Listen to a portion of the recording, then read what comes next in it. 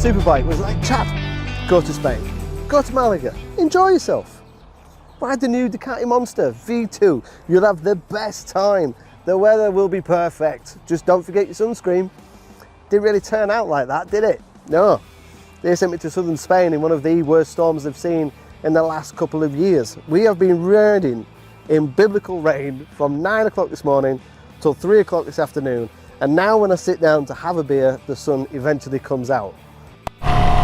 We are literally tiptoeing around these roads in the urban mode. Ooh, that's a big drop if you get it wrong. Woo-hoo. I mean, not in wet. And it is absolutely bouncing down, and it has been bouncing down with rain for 4 hours.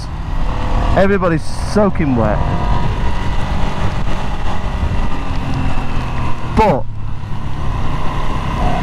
I'm not complaining. I'm still in Spain. I'm still riding bikes for a living. I'm still riding somebody else's free bike with free fuel on free tyres that I don't have to worry about. I'm a bit gutted because I was really looking forward to riding the new Monster V2. I've ridden the Panigale V2 on road, on track.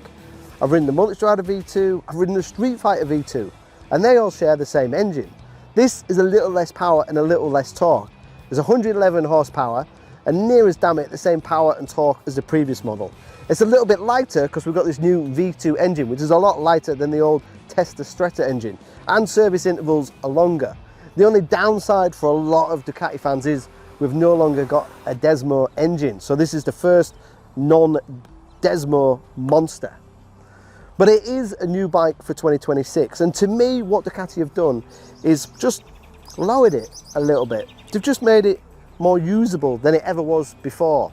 I think the reason why they've done that is that the Street Fighter V2 was quite aggressive before, and now it's quite usable and quite manageable and quite easy to ride, but still 120 horsepower and still good fun on track. And if they made this 120 horsepower Monster, it'd be too close to the Street Fighter. So I think they've just pulled it back a little bit. And I think they've also done that with the suspension and the electronics. The ride is much softer than it was before, much plusher. It's much more manageable and much easier to ride. The seat height has come a little bit lower. There's even a seat height lowering kit and suspension kit that will drop it below 800 millimeters. In terms of rider aids, we've got 4 rider modes now, and they're all linked to the traction control, the wheelie control, the ABS, and the engine brake strategies. So when you change the mode, everything changes accordingly. Wet and urban at 95 horsepower, as you would expect. Full power is in the sport and the road mode, which is 111 horsepower. Now, if you want to tweak those modes, you can do. And if you want to remove the traction control when you switch it off and you switch it back on again, it stays saved. And if you switch off the traction control and the wheelie control in sports mode and it starts to rain, you can flick to the wet mode and back to sports mode, and all your settings remain saved. There's not a default where it goes back and you've got to go back through a really painful menu. 5.5 inch full colour TFT dash, relatively easy to use, simple switch gear. The quick shifter comes as standard, really slick and really smooth. The fueling is also excellent. A lot of the time today we've had to tickle around in really crappy, awful conditions, and it's been such an easy bike to ride. So easy, in fact, that I don't think you could ever describe it as entry level, but I don't think there's a need for Ducati to make a lower capacity, more user-friendly Monster, because it's so soft, so light and so easy to ride, especially in those lower power modes, and so manageable. I don't think it's intimidating, even though it's been called a Monster. The brakes have got, these are Brembo radials, but Ducati have fitted specific pads just to make it a little bit less aggressive. It's not really aggressive like you would have on the Street Fighter or the Panigale. The suspension has a real nice control to it. These Pirelli Rosso tyres, I think these are the 4 Pirelli Rosso 4s. They've worked really well in the dry and they appear to warm up quite quickly. When we've hit the really slippery stuff here in Malaga, the white lines and the really kind of sand mixed in with water, mixed in with a bit of oil, there's no grip, but these rider aids work really well. When the traction control kicks in, it's just nicely controlled and the re-intervention of the power is lovely and controllable.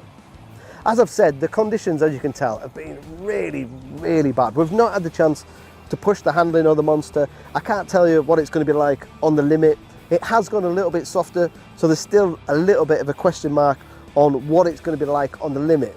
But it's 175 kilograms wet, no fuel. It's got the dimensions to make it handle. It's got that 111 V2 power. So everything points in the right direction to a bike that should handle. All the monsters over the years have always been fun and agile and handled really well, bar a couple of the early air-cooled ones that had no ground clearance. So this should do the same.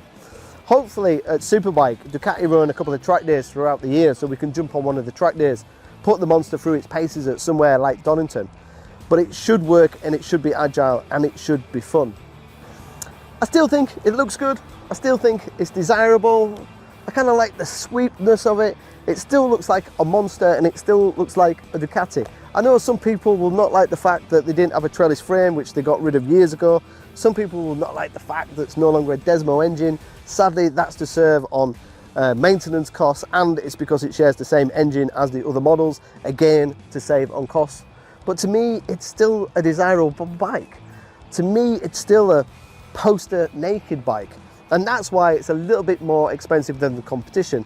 The base bike comes in the UK at just under £12,000, which is expensive for a naked bike of this kind of category, but it depends what you're comparing it to. Because Ducatis have always been 10% more than the competition, and a Yamaha MT-09 is 10 grand, so maybe this should be 11 grand. Is that what we're comparing it to? Are we comparing it to a Z9? Are we comparing it to a Trident, 765 RS, KTM 990 Duke, NV 800? There's so many bikes in this kind of naked, sporty, fun class, which is arguably the class that Ducati created with the original Monster. So that's the next stage of the test that we're going to do at SuperBike. Next stage is to get it in the dry. We'll get one from Ducati UK, we'll go have some fun, we'll turn off the traction control, and we'll pull some endless wheelies. The second thing we'll do is, hopefully, I'll call in a few mates from the old school Superbike days, we'll do a road test, we'll get a bit of a group test together, and we'll see which is the most fun naked bike in this category. But if it works well in the wet, if it's fun in the wet and enjoyable to ride in the wet, it should work in the dry. It's lighter, easier to ride, more manageable than ever, but still a Ducati monster. If you want to know any technical questions as ever, like about the suspension lowering kit, or you want to know rake, trail, wheelbase, and all those kind of specifications that'll impress your mates down the pub, then fire some questions below. And the next time you see me, hopefully it will be sunny, but it'll be sunny when I'm riding and not when I'm chilling out having a beer. See you next time.